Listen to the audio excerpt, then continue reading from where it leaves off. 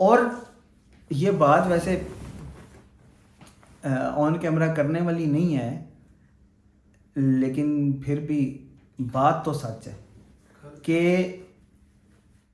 لیکن وہ کہے نا کہ میں کیوں 5 اسٹار میں بیٹھتا ہوں اور میں کیوں لاکھوں کا کھانا کھاتا ہوں، اسی ملک کے بچوں سے ٹیکس احتجاج کرنے سے کیا ہوگا؟ خس و خشاک ایسے ہی ہے جیسے بھیڑیں جتنا مرضی میں کرتی رہیں، وہ بھیڑیں ہی رہیں گی۔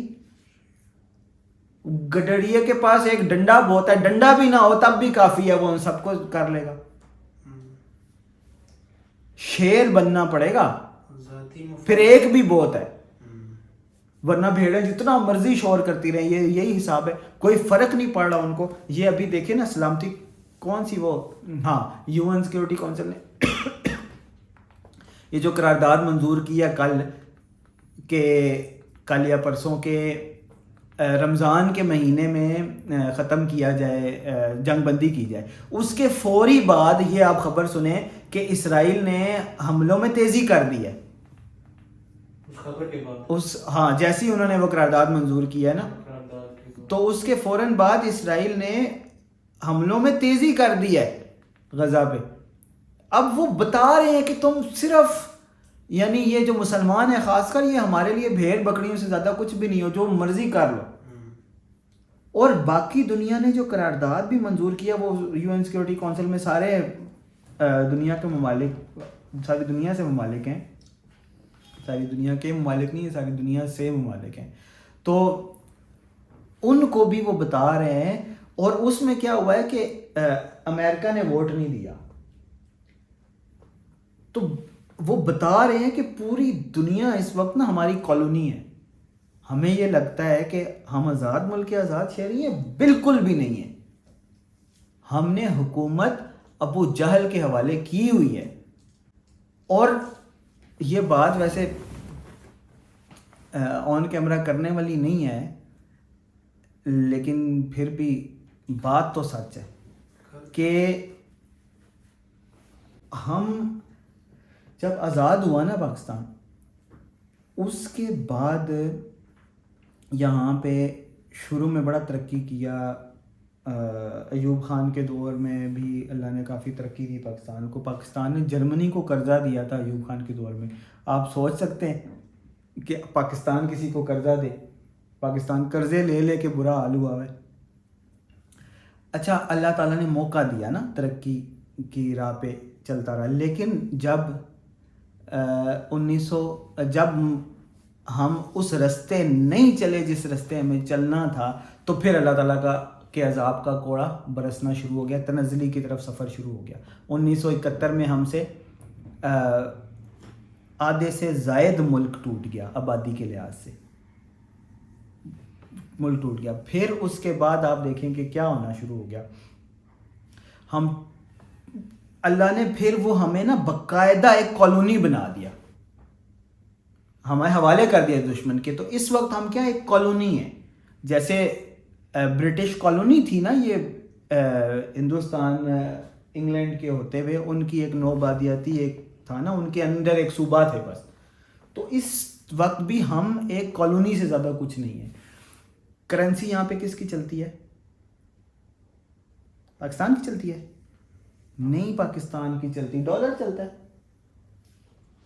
ڈالر چلتا ہے یہاں لوکل، ہم وہ کر لیتے ہیں۔ مثال کے طور پر آپ نے کوئی گھر میں رکھا ہوا ہو، کیا کہتے ہیں اس کو، کسی نے لوگوں نے رکھا ہوتا ہے نا، ڈرائیور رکھا ہوا خان صاحب، اس کو ایک چھوٹا سا وہ سرونٹ کوارٹر دے دیتے ہیں، ٹھیک ہے؟ تو اس سرونٹ کوارٹر کے اندر اگر اس نے کوئی چیز ہینگ کر لی ہے یا اپنا تکیہ اس طرف نہیں اس طرف رکھ لیا، تو اس کا یہ مطلب تو نہیں ہے کہ وہ آزاد ہے، وہ تو ملازم اسی گھر کا رہے گا نا۔ تو ہم نے اتنا اپنے رنگ تبدیل کر کے نوٹ کو ہم نے سمجھ لیا کہ ہم آزاد ہیں، ہماری اپنی کرنسی ہے۔ ہماری کرنسی چلتی کس پہ ہے؟ ڈالر پہ ہی تو چلتی ہے نا۔ رنگ ہم نے اپنا اور تصویر اپنے بابے کی لگا دی ہے، تو ہم نے اس کو سمجھ لیا کہ ہم آزاد ہیں۔ کرنسی یہاں پر کس کی چلتی ہے؟ امریکہ کی چلتی ہے۔ اچھا، قانون کس کا چلتا ہے؟ قانون بھی تو انہی کا چلتا ہے۔ اللہ کہتا ہے کہ جو فلاں سزا کرے اس کو، فلاں حرکت کرے اس کو سزا دو۔ چوری کی سزا کیا ہے پاکستان میں؟ کسی کا ہاتھ کٹتا ہے؟ قید۔ یہ تو ان کا قانون ہے، ہر چیز کو قید، ہر چیز کو قید. اسلام میں تو دشمن کے علاوہ کسی کو قید ہی نہیں کر سکتے آپ. قید کا تو رواج ہی نہیں ہے، قید کا تو کوئی قانون ہی نہیں ہے. ادھر ہر چیز کی سزا کیا ہے؟ قید. FIR ہوئی ہے، جیل، قید کر دو. اور قرضہ دینا ہے کسی کا، جیل، قید کر دو. منشیات میں پکڑا گیا ہے، جیل، قید کر دو. وہ چوری کی ہے، جیل، قید کر دو. سیاسی مجرم ہے، قید کر دو. ہر چیز میں قید کر دو. قید تو یہ قید اتنا بڑا جرم ہے نا کسی کو کرنا. آزاد انسان کو قید کرنا بذات خود انسانیت کی توہین ہے. کسی نے قتل کیا ہے، اسے قتل کر دو، سزا ختم، بات ختم. کسی نے چوری کیا، ہاتھ کاٹ دو، اس کو آزاد کرو. کسی کوئی منشیات کے معاملے میں پکڑا گیا، اس کو جو سزا بنتی ہے وہ دے کر، ہاتھ کاٹنا ہے، کوڑے مارنے ہیں، کچھ کرنا ہے، وہ دے کر اس کو چھوڑو، اس کو اللہ کی زمین پہ پھرنے دو. قید آپ کس کو کر سکتے ہیں؟ دشمن جو آپ سے لڑنے کے لیے آیا، حملہ کرنے کے لیے آیا، آپ اسے جنگی قیدی بنا سکتے ہیں. اور وہ بھی لمیٹڈ ٹائم کے لیے، یہ نہیں کہ اس کو ساری عمر کے لیے قید بنا لیا. جب تک آپ نے کوئی ٹروس ہوتا ہے آپ کا آپس میں، یا کوئی ڈیل کرنی ہے کہ جی کلبھوشن جادیو لے لو، ہمیں فلانا دے دو، تب تک آپ قید رکھیں. یا آپ نے ان کو اس کوئی فدیہ لینا ہے، پیسے دے دو اور دشمن لے لو، یہ کر سکتے ہیں. یا پھر آپ نے اس کو مارنا ہے تو مار دیں، اگر اس نے ایسا جرم کیا ہوا ہے تو ختم کریں بات. ہاں، ان کی جو عورتیں آئی ہیں تو ان کا معاملہ ذرا ڈفرینٹ ہے کہ اگر آپ ان کو آزاد بھی نہیں کر سکتے، اگر آپ ان کو مار بھی نہیں سکتے، تو ان کا معاملہ ڈفرینٹ ہے. تو وہ بھی صرف وہ کہ جو پیسفل نہیں، عام شہریوں کو پکڑ پکڑ کے لونڈیاں بنانے کی اجازت نہیں ہے. اچھا، تو ہمارے یہاں پھر قانون کس کا چل رہا ہے؟ وہ بھی امریکہ کا ہی چل رہا ہے. ڈسپلن کس کا چل رہا ہے؟ سارا امریکہ کا ہی چل رہا ہے. تو ہم یہ سمجھتے ہیں کہ ہم آزاد ہیں. ہمارے ملک نے پھر کیا کیا؟ ابھی ہم کیسے کنٹرول ہو رہے ہیں؟ ہماری آرمی نے بہت قربانیاں دی ہیں. انہوں نے ایک جیسے نا وہ ڈوبتی ناؤ کو سنبھال کے رکھا ہوا ہے، ٹھیک ہے، لیکن ہماری آرمی نے غلامی میں بھی کوئی کسر نہیں چھوڑی. یہ بات میں کہہ رہا تھا کہ کیمرے پہ کرنے والی اتنی ہے نہیں، لیکن بات سچی ہے. غلامی میں بھی ہماری فوج نے کوئی کسر نہیں چھوڑی. وہ آیا بھٹو، اس نے ملک توڑا، اس کو سزا ملنی چاہیے تھی، ٹھیک ہے، لیکن ہمارے کسی میں اتنی نہیں تھی کہ اس کو سزا دیتے. اگر انڈیپینڈنٹ ہوتے نا اور اس کو سزائے موت دیتے تو پتہ چلتا کہ ایک آزاد ملک نے ایک آزاد فیصلہ کیا کہ یہ ملک توڑنے والا غدار تھا، اس کو ہم نے سزا دی، ٹھیک ہے. لیکن ہم نے کیا کیا کہ بھٹو سے زبردستی، کیونکہ وہ قادیانیوں والا قانون پاس کروایا گیا تھا، لہٰذا بھٹو نے اس وقت بھی کہا تھا کہ میں اپنے موت کے پروانے پہ دستخط کر رہا ہوں. اس چکر میں وہ گیا، اور جو آیا جس نے اسے سزا دی، اس نے ہمیں اسلام کا وہ ضیاء اللہ کا میں اسلام پڑھاتا رہا. لیکن اس نے پھر کیا کیا؟ اب اس نے بھی نیکسٹ سٹیپ کیا، ٹھیک ہے، وہ بھٹو کو ہونا چاہیے تھا، ٹھیک ہے، وہ ہوا. اچھا، پھر ضیاء الحق نے یہ کیا کہ یہاں پہ رشیا آیا ہوا تھا، تو رشیا کو پھر وہ کیا، یعنی طالبان وغیرہ یہاں پہ جو مجاہدین تھے ان کی مدد کی. تو پھر آ کے وہ امریکہ کی اس سے ہیلپ سے کی، تو پھر رشیا کو یہاں سے نکالا. لیکن اب کیا ہوا کہ اب ہم کیونکہ آہستہ آہستہ ان کے شکنجے میں چلے گئے، یہ بھی کام ٹھیک ہے، ایسے ہی کرنا چاہیے تھا، ٹھیک ہے، چاہے آپ کو ایک دشمن کی مدد سے دوسرے دشمن کو وہ آپ شکست دیں، یہ ٹھیک ہے، اس میں کوئی اتنا مسئلہ نہیں ہے. لیکن اب آپ دیکھ رہے ہیں کہ آہستہ آہستہ اللہ تعالیٰ ہمیں حوالے کرتا جا رہا ہے ہماری اپنی حرکتوں کے. پھر پہلے وہ بھٹو گیا، ایک فوجی کے ہاتھوں گیا، پھر فوجی گیا، پھر ضیاء الحق اور اس کے ساتھ اتنے زیادہ آفیسرز کو وہ مار دیا گیا. پھر اس کے بعد نواز شریف آیا. نواز شریف نے یہ وہ کر دیا، نواز شریف کرپٹ سب کچھ ہے، لیکن وہ کر دیا اس نے ایٹمی دھماکہ کر دیا. تو اب کیا ہو رہا گیا کہ پھر وہ مشرف کے ذریعے اس کو ہٹایا گیا، پھر وہ دوبارہ آیا لیکن اس کو پھر نہیں ٹکنے دیا گیا. اب مشرف نے کیا کیا؟ اب امریکہ کے کہنے کے اوپر وہ دوبارہ وہی جو جن مجاہدین اور ان کی وہ مدد اللہ نے کروائی تھی، ایک تھوڑا نیکی کا کام ہو گیا تھا، الٹا اسی کو پلٹ دیا. لاکھ تو صرف آفیشیل فگرز ہیں، لاکھ کے لگ بھگ پاکستان کے اندر جو لال مسجد اور یہ وہ نہیں، یہ جو دھماکے ہوتے تھے اور یہ ٹیررزم کے خلاف ایک پوری وہ ایک سلسلہ شروع ہو گیا پاکستان میں، دھماکے شروع ہو گئے. پھر مشرف جا کر ان کے ہاتھوں میں کھیلا اور استعمال ہوا اور ہماری پوری قوم کو استعمال کروایا.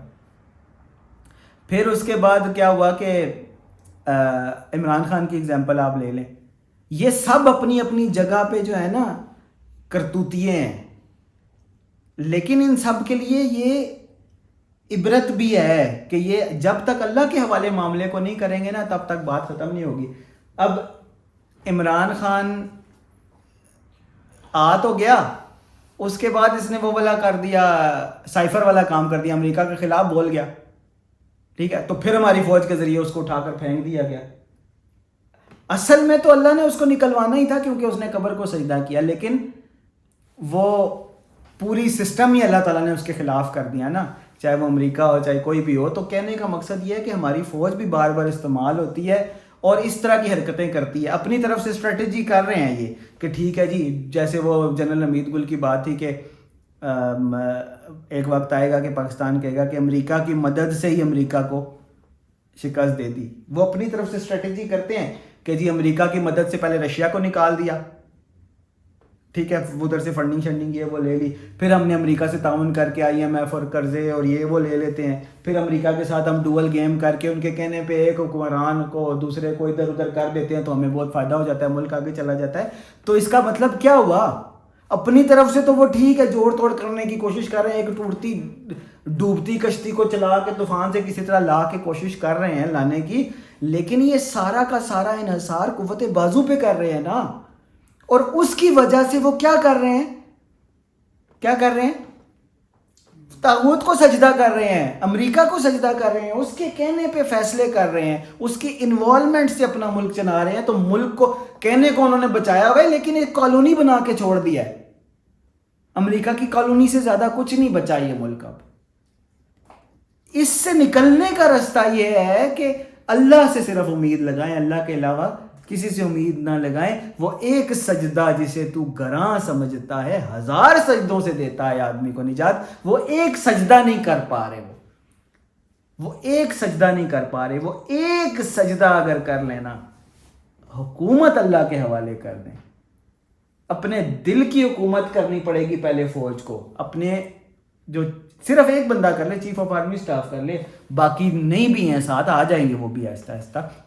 وہ اپنے دل کی حکومت اللہ کے حوالے کرے، پھر اپنے فیصلوں کو اللہ کے حوالے کرے، پھر دیکھے کہ میری ذاتی معاملات میں کہاں کہاں پہ کرپشن ہو رہی ہے. بہت مشکل ہے یہ، اب یہ میں بتانے کی بات ہے، یہ کون کرے گا، لیکن وہ کہے نا کہ میں کیوں 5 سٹار میں بیٹھتا ہوں اور میں کیوں لاکھوں کا کھانا کھاتا ہوں اسی ملک کے بچوں سے ٹیکس لے کر، جبکہ وہ لوگ اور وہ بچے موجود ہیں جو پتھروں کے گھر میں ابھی بھی رہتے ہیں، صحراؤں میں جا کر ابھی بھی ان کو وہ 2 وقت کی روٹی میسر نہیں ہوتی، وہ کبھی گھاس جیسی چیزیں اور یہ بھی کھانی پڑتی ہیں ان کو، اسی ملک میں موجود ہے. تو وہ کرے نا اپنا محاسبہ، حضرت عمر رضی اللہ تعالیٰ عنہ کی طرح بنے نا کہ عام مزدور کی طرح میں وظیفہ لوں گا. تو پہلے اپنے دل کے اوپر اللہ کی حکومت کرنی پڑے گی، پھر اللہ کے نظام کو اپنے نفس کے اوپر لاگو کرنا پڑے گا، پھر اپنی ذات کو اس سے نکالیں گے تو اللہ تعالیٰ آہستہ آہستہ باقی سب کو ساتھ شامل کر دے گا. اور اگر آرمی چیف کو واقعی ملک اور قوم سے ہمدردی ہے نا، اور واقعی وہ چاہتا ہے کہ یہ جو یہ ایک لا الہ الا اللہ والی سلطنت ہے، یہ اللہ کی زمین پر اللہ کا نظام قائم کرنے والی سلطنت بن جائے، اور وہ اس طرح کے سٹیپس کرنا شروع کرتا ہے اور اس کو ہٹا بھی دیا جاتا ہے راستے سے، تو دے نا قربانی، ہٹا دیا جائے. فوج اور افواج کے لوگ تو آتے ہی اس لیے ہیں کہ اپنی جان قربان کرنے کے لیے آتے ہیں نا. وہ تو اللہ تعالیٰ نے ان کو ایک وہ تو کیپٹن بھی شہید ہو سکتا تھا نا, وہ تو لیفٹیننٹ بھی ہوتے ہوئے بھی کہیں شہید ہو سکتا تھا نا, وہ تو کہیں میجر ہوتے ہوئے بھی شہید ہو سکتا تھا نا, وہ کہیں کرنل ہوتے ہوئے بھی شہید ہو سکتا تھا. اللہ تعالیٰ نے اس کے لیے پورا ایک ٹنل, آپ پورا رستہ نکالا, اس کو چیف آف آرمی اسٹاف بنا دیا. وہ تو جان دینے کے لیے آیا تھا, اللہ نے اسے دنیا جہان کی سہولتیں دے دی, اتنی بڑی شہرت دے دی, اتنی بڑی دولت دے دی, طاقت دے دی, حکومت دے دی, سو کالڈ حکومت جس کو وہ سمجھتے ہیں, اصل میں تو امریکہ کی کالونی بنا ہوا ہے نا. تو وہ اب دے نا قربانی, وہ کیوں اس میں لت پت ہو گیا ہے. اب وہ کہنا کہ میں کرنا چاہتا ہوں, اس نظام کو لانا چاہتا ہوں.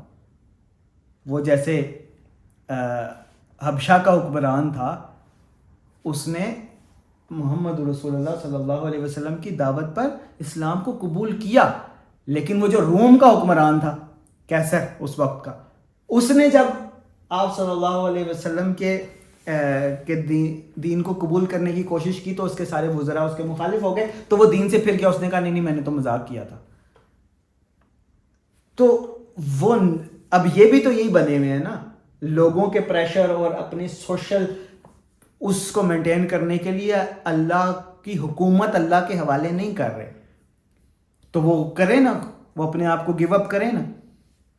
ایک دو قربان ہو گئے تو کیا ہو گیا, اللہ تعالیٰ یعنی اس کی اگر کیا قربان ہو جائے گا, زیادہ سے زیادہ یہی ہوگا نا کہ نواز شریف کی طرح ہٹا دیا جائے گا, یا کوئی کوشش ہوگی کہ اس کو ہٹا کے کسی اور کو چیف آف آرمی اسٹاف بنا دیا جائے, تو بن جائے, کوئی اور بن جائے.